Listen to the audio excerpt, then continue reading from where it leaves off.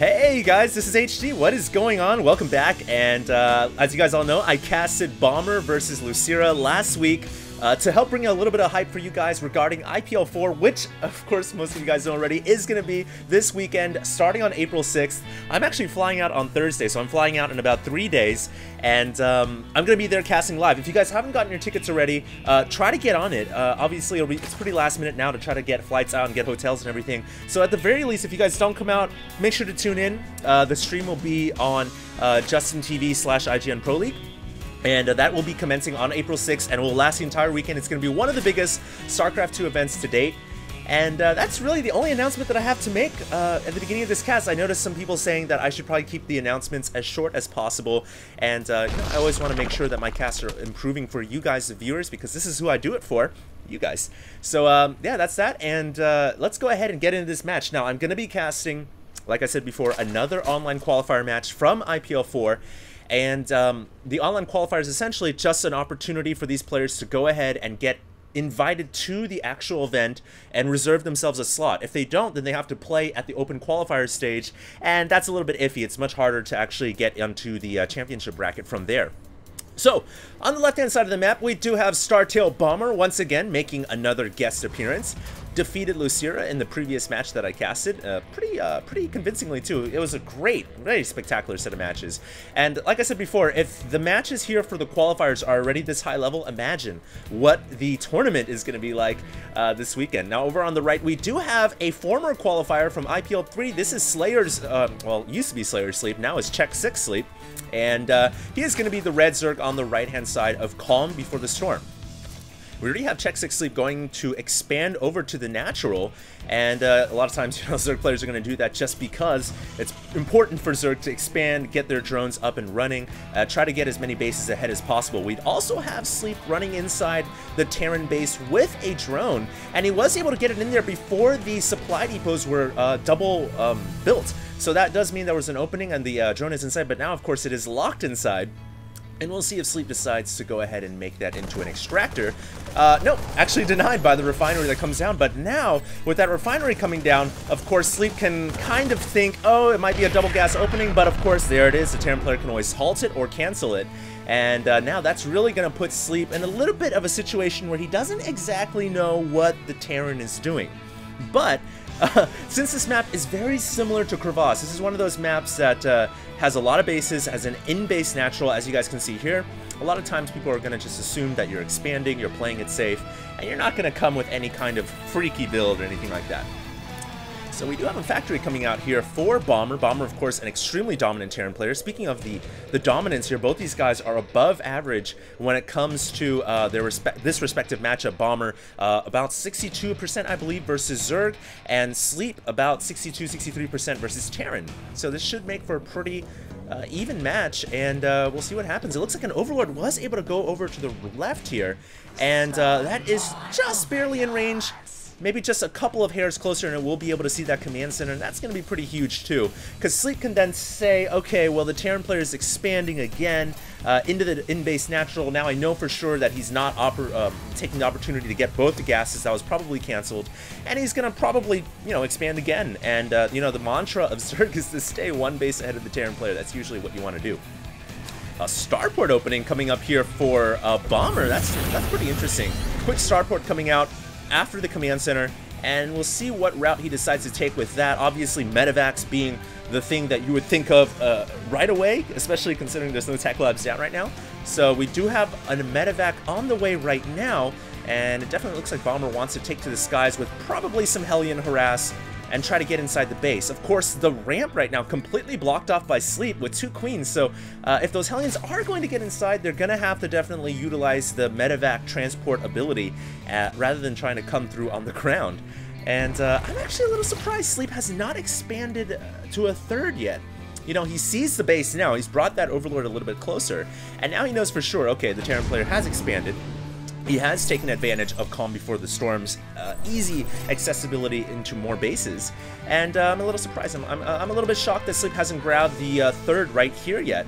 So we'll see what happens. There is the medevac now on the way for Bomber. Bomber obviously trying to do as much harass as possible. He might just pick up this Hellion as well, although, yeah, he should. He has perfect space, so good management of his capacity in the medevac, I suppose, and he's going to try to get that medevac inside pretty soon here. Meanwhile, Zergling also trying to run up the ramp, but the walls have been raised, and another command center also on the way for Bomber. And here comes that Hellion harass from Bomber. He is inside the natural Berserk right now, and it looks like he's caught Sleep completely off guard. Sleep just doesn't really have any units at all. And if we look at the production tab, we finally have some more Zerglings on the way, and so they should be able to clean up the Hellion harass, but there were 9 drones total, 10 drones now that have been killed off, so I really think that Bomber got his money's worth for that. And these 2 Marines are still alive. They're finally going to get taken out, and I do believe the medevac was picked off as well, so at least that's one thing that Sleep can kind of get some sleep over, excuse the pun. But, you know, taking out the medevac obviously means that now the Zerg doesn't have to worry about another medevac harass until a new medevac is built, and that does give you a little bit of relief. Meanwhile, transfusing the Overlord just to keep it alive, that Viking trying to eke out as much of an advantage for the Terran as possible. And Bomber right now just playing a very, I think after being aggressive, now kind of falling back into more conservatism. He's gonna obviously get the double engineering bay right now, and that usually signifies that the Terran player Bomber wants to get a ton of upgrades. I don't think that Overlord is going to see the NG base, but it will see the command center in base, and by that, Sleep can now tell himself, you know, now he knows that the Terran player is definitely expanding again. There isn't some type of 2-base attack coming for him. It's going to be a long, hard-fought battle here. And honestly, if Sleep is going to stay in this game, you should probably think about getting the 3rd right now. You know what? I'm really surprised. I'm shocked that he hasn't grabbed the 3rd yet. At this point, he is down a base as a Terran player, and that's never good news unless you're Terran. So we'll see what Sleep decides to do here. He is getting the Pneumatized Carapace upgrade, which doesn't really signal anything. Definitely not going to have Overlord drop or anything like that, because he would have gotten the drop upgrade first. He is getting a Spire and a Baneling Nest, so, not Baneling Nest, the Centrifugal Hooks, so we are going to have Muta Banes coming out, but gosh, only on 2 bases against a Terran player that is already on 3. I really think Bomber here is just going to field way more Marines than Sleep can even dream Mutas, so this is going to be a very, very uphill battle for Sleep to try to win, and he is doing a good job of spreading the creep, though. That's going to be something that will keep a bit of a buffer zone in front of his base, and anytime you can kind of buffer the Marines away or buy more time, that definitely helps against impending attacks. We do finally have Stim Pack on the way as well. I was going to mention that I haven't seen any real Marine upgrades, and now it's already 11 minutes in, we finally have Stim about to finish, and that is an extremely late Stim Pack upgrade. But there is going to be Stim on the way right now. Combat Shields, not quite there yet, so he's going to get Combat Shields afterwards. And I would imagine he's probably going to time everything here with a potential +2/+2 timing and try to open up a window to gash the Zerg. We'll see if it works or not. I definitely feel like Sleep is suffering economy-wise. He's only at 60 drones now. That just dropped down by 1 because he decided to build something. And there are 4 Mutalisks coming out right now. But look at that production tab, man. It's almost halfway across the screen at this point.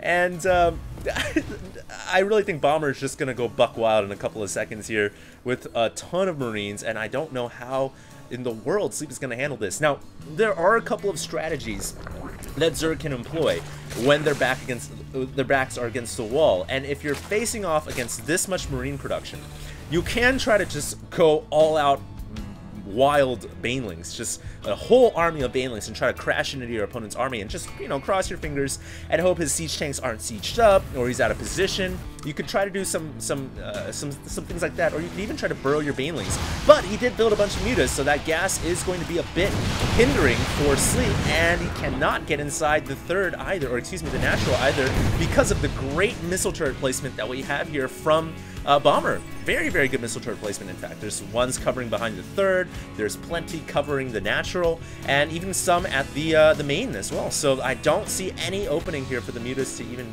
think about going in there to try to do some damage.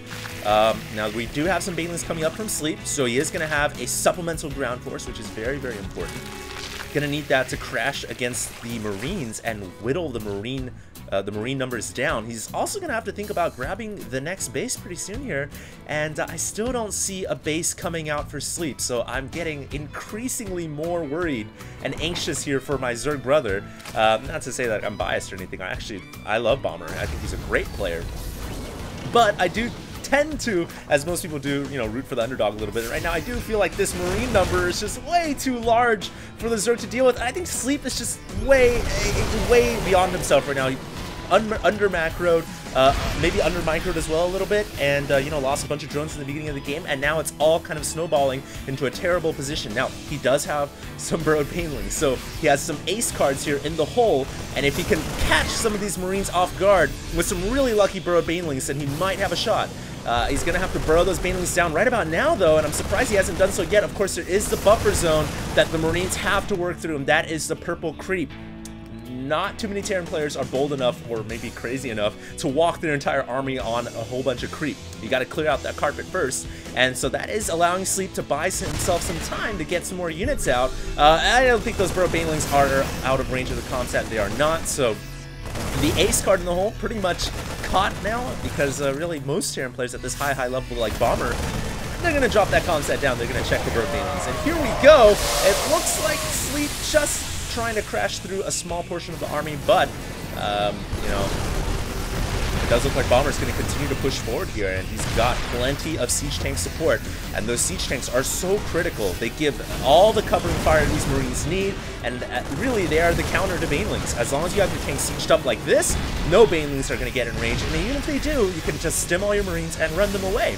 So it's a very effective tactic that Terran can employ here and slowly start to receive the creep. Now, we do have a potential counterattack here from Sleep, and this is what Zerg needs to do. If their back is against the wall, they need to do some type of counter, and it looks like Sleep here is going to come from the left side at the same time coming from the right as well. Beautiful attack by Sleep, and oh my god, my hand just came up to my forehead. Is Sleep going to be able to crush this Terran army? It's going to be close, and I think he will. That was unreal, unbelievable, considering how I thought Sleep was really far behind, guys. I mean, at one point I looked at the supply, and it was, I think, 170 to 130 in favor of the Terran, maybe 160 to 130. It was not looking good at all, and Sleep just crushed that army, mind you, on the same number of bases as the Terran player. So it's a 3-base versus 3-base affair right now, and I really don't know how Sleep has been able to afford to get up into Hive Tech. He's actually now making, well, he's got the Ultralisk Cavern down already. He's getting chitinous plating, which is going to give those Ultralisks more durability, and he's also getting +3/+3, so his upgrade's looking really good. If he can get some Ultras out, he's already got Infestors. I don't know where he's affording the gas, because this is so gas intensive. If he can get some Ultras and Infestors out, he can definitely stop this army, because right now, more than ever, Sleep needs to get a 4th base. Of course, if you're a Terran fan, right now more than ever, he needs to prevent that 4th base from coming down. Bomber needs to cut that off, and he's doing it spectacularly right now, cutting off the middle of the field. There is an attack. Meanwhile, on the left side, as it looks like Sleep tries to go in, but these Marines are 2-2 upgraded, and the Zerglings haven't finished their 3-3 yet, and so I don't think that the Zerg can attack through that corridor. And here comes Bomber, but there's quite a few Banelings and Infestors here, and here comes Sleep. He's running in with everything, drops a couple of great fungal growths, but I don't think it's going to be enough. There's just too many siege tanks back here, and reinforcements have arrived from the left side of the map. So it does look like Bomber here is going to eventually clean up Sleep after what looked like a shaky moment. I thought there was a possibility that Sleep could have came back in the game, but there it is. The GG has been dropped down. And as you guys all know, this is a best of 3. I'll be casting the entire set, and I'll be casting some more best of 3s as well from the IPL4 qualifier before I head out to Vegas. I'm actually flying out on Thursday, so I've got 3 days to cast as many games as I can, and then I'll see you guys out in Vegas. Anyways, next up will be Game 2 between Bomber and Sleep. Bomber now up 1-0 against his Korean opponent. Both these guys are actually Korean, and we'll see what happens in the next game. HD, signing out.